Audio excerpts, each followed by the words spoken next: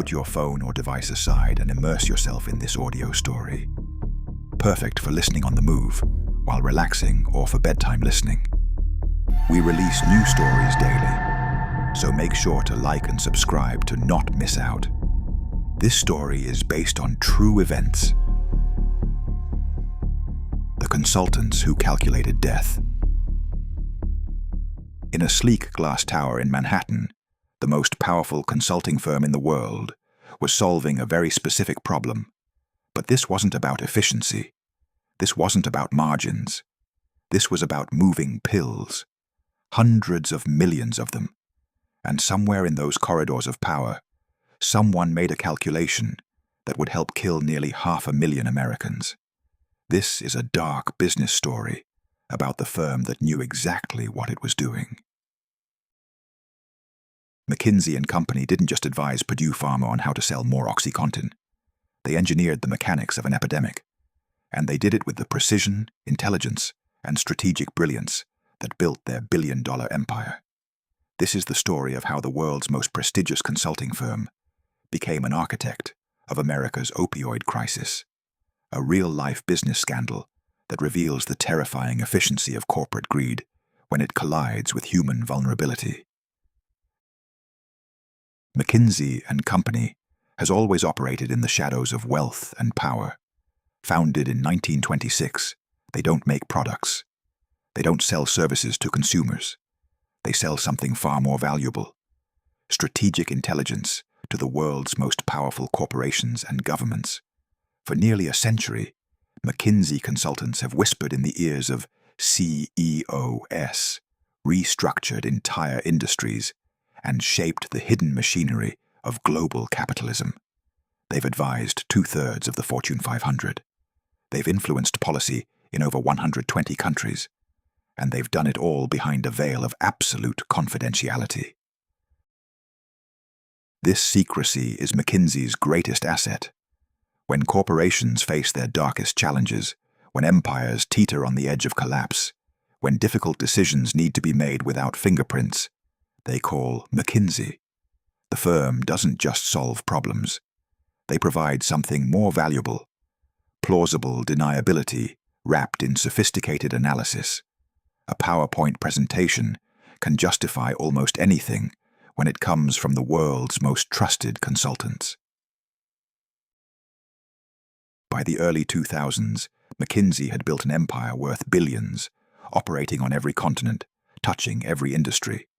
Their consultants were the elite of the elite, recruited from Harvard, Stanford, and Wharton, trained to think in frameworks and matrices, to reduce complexity to slides, to transform human problems into optimization challenges.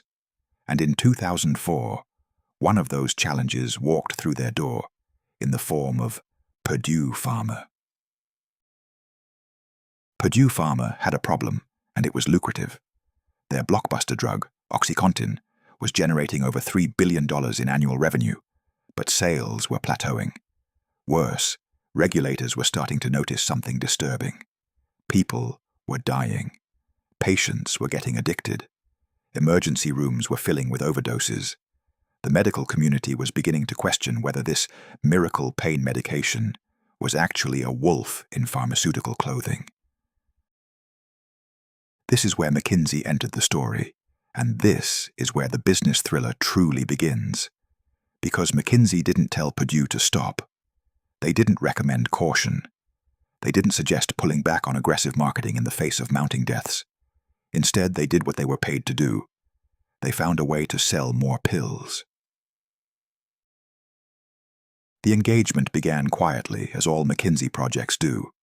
Teams of young consultants descended on Purdue's headquarters in Stamford, Connecticut, armed with laptops and confidentiality agreements. They interviewed executives, analyzed sales data, studied market trends, mapped distribution networks, and slowly a strategy emerged from their spreadsheets and slide decks.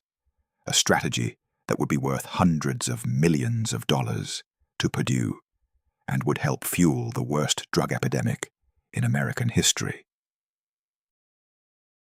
McKinsey's first major recommendation was brutal in its efficiency. Target the highest prescribers, not just any doctors, but the ones writing the most opioid prescriptions. The consultants identified these physicians with surgical precision, creating detailed profiles and ranking systems. They called them high-value targets. These weren't pain specialists or oncologists treating cancer patients. Many were general practitioners in struggling communities, the kind of doctors who might be more susceptible to pharmaceutical sales pitches, more willing to prescribe aggressively, less likely to ask difficult questions. The consultants built sophisticated data models to identify which doctors could be pushed to prescribe even more. They analyzed prescription patterns, patient volumes, geographic markets. They created targeting algorithms that would make a military strategist proud.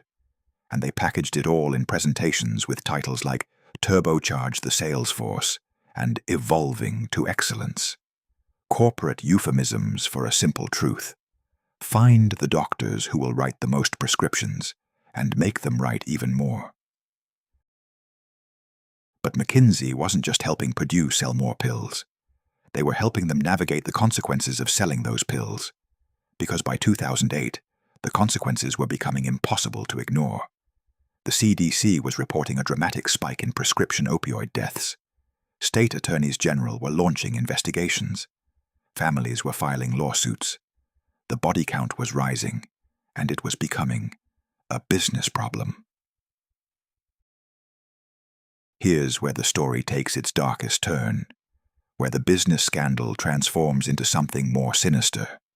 McKinsey knew. They knew people were dying. They knew OxyContin was fueling addiction. They knew the risks, the overdoses, the devastation spreading through American communities. And they used that knowledge not to sound an alarm, but to craft a strategy. In 2013, a McKinsey consultant named Martin Elling sent an email that would later surface in court documents. He was discussing how to respond to the growing addiction crisis, how to manage the reputational damage of OxyContin's association with overdose deaths. His solution was chillingly transactional. McKinsey proposed that Purdue pay rebates to distributors for every OxyContin overdose. Read that again. Rebates for overdoses. A financial mechanism to offset the business cost of people dying from your product. The proposal was elegant in its sociopathy. If distributors faced penalties or restrictions because of overdoses linked to OxyContin, Purdue would compensate them financially. It was a business solution to a humanitarian catastrophe. It reduced human death to a line item, a cost of doing business that could be managed through financial engineering. This wasn't ignorance. This wasn't negligence. This was McKinsey doing exactly what they were hired to do: solve their client's problem with ruthless efficiency, no matter the human cost.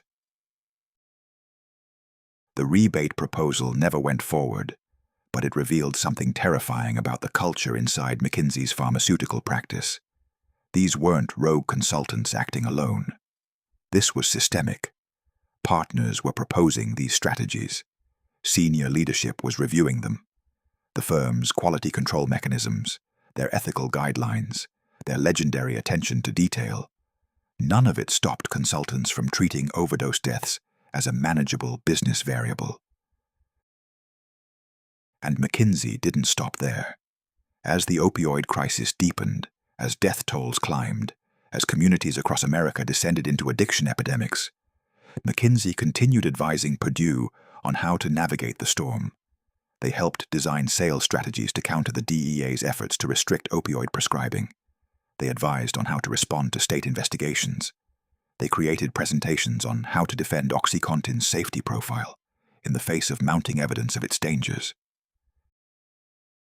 One McKinsey presentation from 2017 outlined strategies for counter-messaging against growing concerns about opioid addiction. Another discussed how to target new patient populations to offset declining prescriptions among existing users. The consultants were optimization experts applying their trade to a public health catastrophe, treating addiction and death as obstacles to be managed rather than emergencies to be stopped. But McKinsey's role in the opioid crisis extended beyond Purdue Pharma.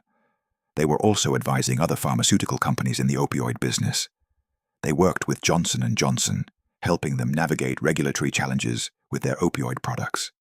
They advised Endo-Pharmaceuticals on sales strategies for their opioid medications. Mallinckrodt, another opioid manufacturer, was also a client. McKinsey was everywhere in the industry, whispering strategies, optimizing sales forces, helping companies navigate the regulatory landscape, while Americans died in record numbers. The scale of McKinsey's involvement is staggering when you map it out. They weren't just advising one bad actor. They were embedded throughout the industry, providing strategic intelligence to multiple companies simultaneously, each engagement protected by confidentiality agreements. Each client unaware that McKinsey was also advising their competitors on similar strategies. It was a masterclass in leveraging information asymmetry for profit. And McKinsey was earning extraordinary fees for this work. Documents that later emerged in litigation showed that Purdue alone paid McKinsey nearly $100 million over more than a decade of engagement. $100 million to help sell more of a drug that was killing thousands of Americans every year. The business model was perversely profitable. The worse the crisis became, the more valuable McKinsey's strategic advice became to pharmaceutical companies trying to navigate it. For years, McKinsey operated in complete secrecy. Their confidentiality agreements meant that even as the opioid crisis became national news, even as Purdue Pharma faced increasing scrutiny, McKinsey's role remained hidden in the shadows where they preferred to operate. The consultants would arrive, deliver their strategies, collect their fees, and disappear, leaving no trace except encrypted emails and password-protected presentations. But in 2019, the shadows began to recede. Purdue Pharma filed for bankruptcy, crushed under the weight of thousands of lawsuits from devastated communities across America. And in that bankruptcy proceeding, something extraordinary happened. Documents began to surface, internal emails, strategy presentations, confidential communications between McKinsey consultants and Purdue executives. The veil of secrecy that protected the world's most powerful consulting firm was finally being pierced. What those documents revealed was even worse than investigators had imagined. This wasn't a case of consultants providing neutral analysis that was later misused. This wasn't a story of well-intentioned advisors who didn't understand the consequences of their recommendations. The documents showed that McKinsey consultants knew exactly what they were doing. They tracked the addiction rates. They monitored the overdose statistics. They discussed the risks in their internal communications. And then they crafted strategies to help their clients sell more opioids anyway. One email chain that surfaced in court filings was particularly damning. McKinsey consultants were discussing whether they should delete documents related to their opioid work. They weren't just aware that their work was controversial. They were worried about what would happen if those documents became public. Martin Elling, the same partner who had proposed rebates for overdoses, sent messages suggesting the firm should eliminate all our documents and emails related to the Purdue engagement. It was consciousness of guilt captured in corporate communication. As the revelations mounted, McKinsey initially remained silent, protected by their culture of confidentiality and their army of lawyers. But the pressure was building.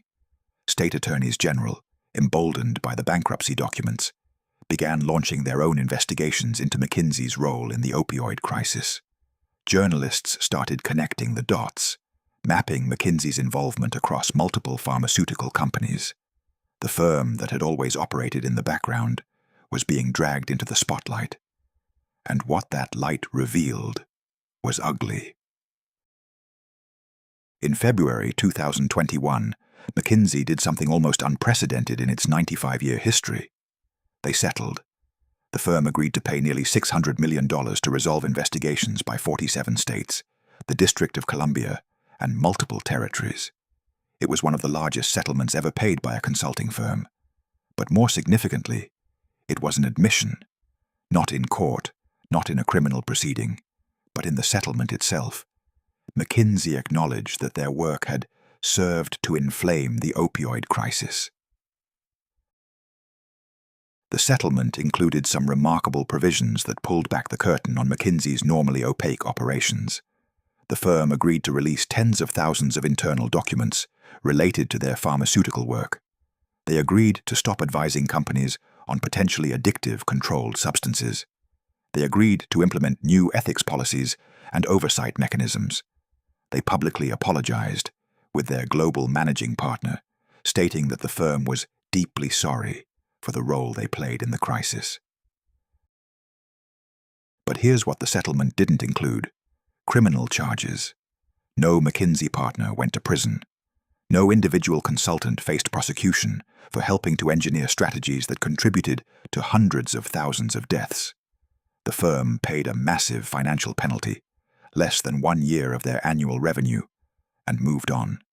It was the ultimate demonstration of how the game works at the highest levels of corporate power. When the consequences come, they come in the form of settlements and restructuring, not handcuffs and prison cells.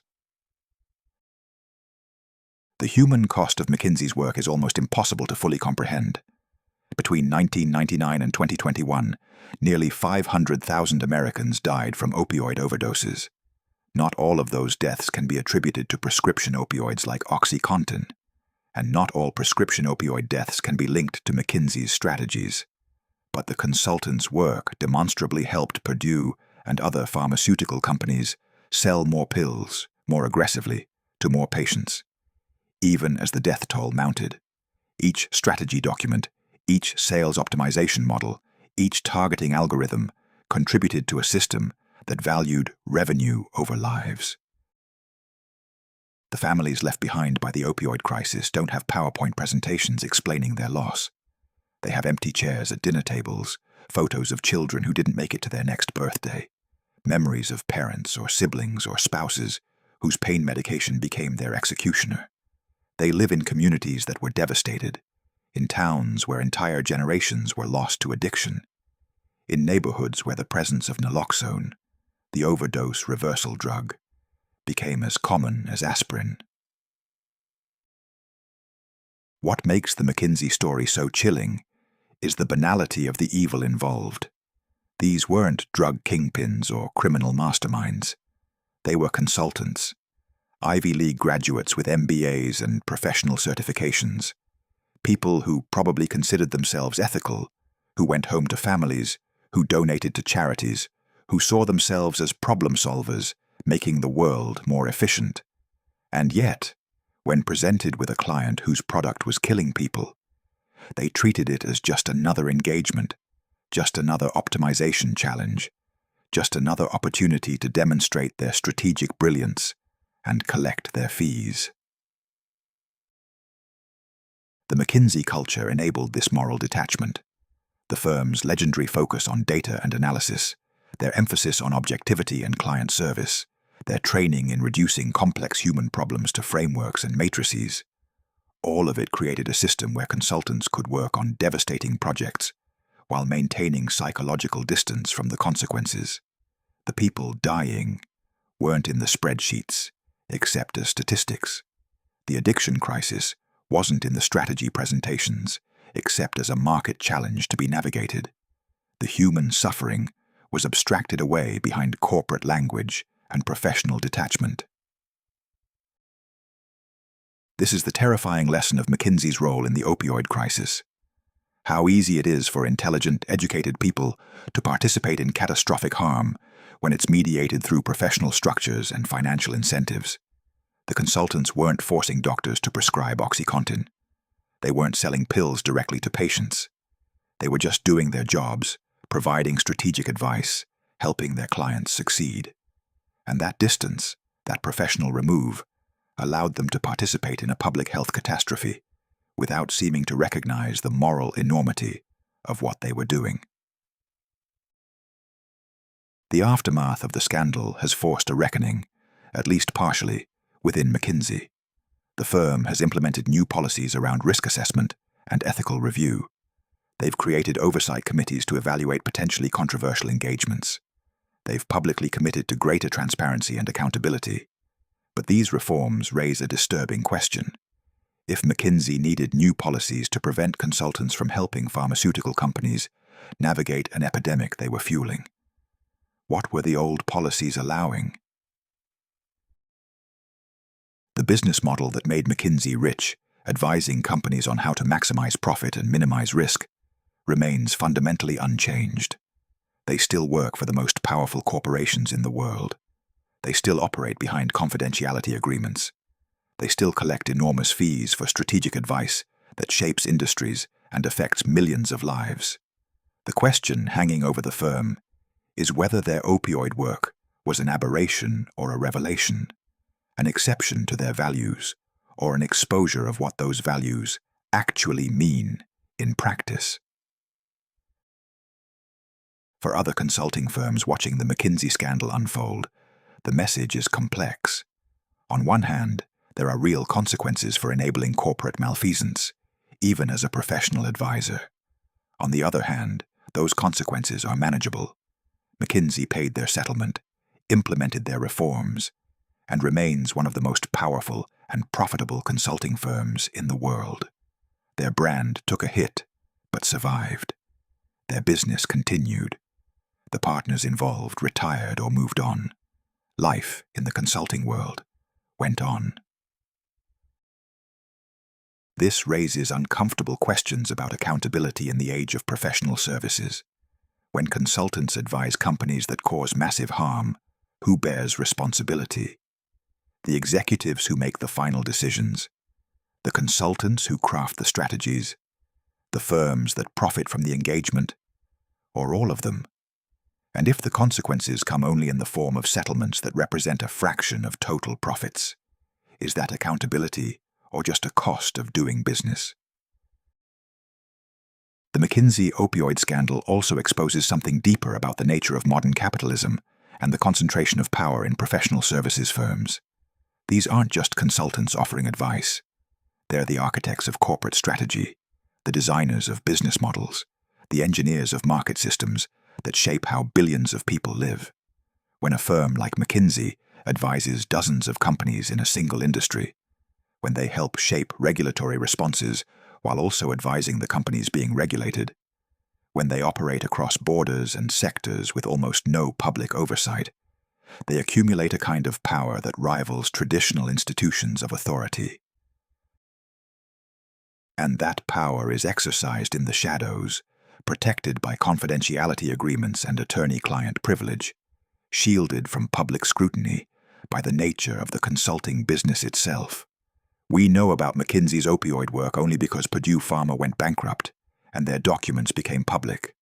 How many other engagements, for how many other clients, on how many other ethically fraught issues remain hidden behind the veil of professional secrecy? What other strategies are being crafted right now in glass towers around the world that might one day be revealed as catastrophically harmful?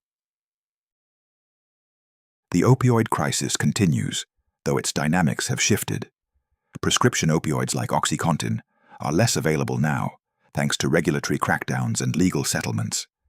But the addiction crisis they sparked has evolved into a fentanyl epidemic even deadlier than what came before. The people who became addicted to prescription opioids didn't just disappear when those pills became harder to get. They turned to heroin, to illicit fentanyl, to street drugs that are even more dangerous than the pharmaceuticals that started their addiction. Over 100,000 Americans died from drug overdoses in 2021 alone, a record that makes the early years of the crisis look almost modest by comparison. McKinsey's settlement money went to states for opioid treatment and prevention programs, a small contribution toward addressing a crisis the firm helped create. But no amount of money can undo the damage done, can bring back the dead, can restore the communities that were devastated, can heal the families that were torn apart. The consequences of those strategy documents and sales optimization models will echo for generations, in the children who grew up without parents, in the towns that never recovered their economic vitality, in the trauma that was embedded in American communities and will take decades to fully process. What the McKinsey scandal reveals about business at the highest levels is this: brilliance without conscience is not just useless, it's dangerous. Strategic thinking without moral grounding creates monsters. Professional expertise without ethical constraints becomes a tool for harm. The consultants who worked on the Purdue engagement weren't stupid. They were probably some of the smartest people in their fields. But intelligence untethered from responsibility, from empathy, from a fundamental sense of human value, produces outcomes that are devastating precisely because they're so effective. The dark truth is that McKinsey succeeded at what they were hired to do. They helped Purdue Pharma sell more OxyContin. They helped pharmaceutical companies navigate regulatory challenges and maximize revenue from opioid products. They delivered value to their clients, earned their fees, and built successful practices within their firm. By the narrow metrics of consulting success, the opioid engagements were wins. It was only by the broader metrics of human welfare, of public health, of basic morality, that they were catastrophic failures. And that's the real horror of this story. This wasn't a failure of the system. This was the system working exactly as designed. Consultants optimizing for client value, corporations maximizing shareholder returns, professional advisors providing strategic intelligence without regard for downstream consequences, the machinery of modern capitalism functioning with terrible efficiency, grinding human lives into corporate profit, all while following the rules, staying within legal boundaries, operating through proper channels. Today, McKinsey continues to advise the world's most powerful organizations. They work with governments, corporations, nonprofits, and institutions across every industry and geography. The firm has moved past the opioid scandal in the way that powerful institutions always move past scandals, with reforms, restructuring, and the passage of time. New consultants who weren't involved in the opioid work now fill the ranks. New projects replace the old ones. The firm's reputation, dented but not destroyed, continues to open doors and attract clients willing to pay millions for strategic advice. But somewhere in America, in a cemetery in a small town, there's a gravestone for someone who died from an opioid overdose. Maybe they were prescribed OxyContin by a doctor who was targeted by Purdue's sales team using strategies designed by McKinsey consultants. Maybe they became addicted because the pharmaceutical company followed advice on how to maximize prescriptions and minimize regulatory blowback. Maybe their death was one of the overdoses that McKinsey discussed in clinical terms as a business challenge to be managed. That gravestone doesn't mention McKinsey. It doesn't reference strategy documents or consulting fees or optimization models. It just has a name, dates that came too close together, and maybe a few words about someone loved and missed. But the connection is there, invisible but real, linking that grave to a glass tower in Manhattan, where consultants once gathered to solve a very specific problem: how to sell more pills, how to make more money, how to serve their clients' interests while the body count rose. This is the dark side of business in its purest form. Not violence with guns or knives, but violence with spreadsheets and PowerPoints. Not criminality in the streets, but criminality in the boardroom. Not chaos and disorder, but the terrible order of a system that reduces human beings to data points, suffering to metrics, death to line items in a risk assessment. It's the story of how the world's most prestigious consulting firm helped fuel an epidemic that killed hundreds of thousands of Americans, and how, in the end, nobody went to prison, the firm survived, and business continued as usual, in the shadows where power really operates. The consultants who knew kept their secret as long as they could, but secrets this dark always find their way to light eventually, and when they do, they reveal not just what happened, but what's still happening, what will keep happening, until we decide that some problems shouldn't be solved, some strategies shouldn't be crafted, and some profits aren't worth the cost. Subscribe and listen to our next story below.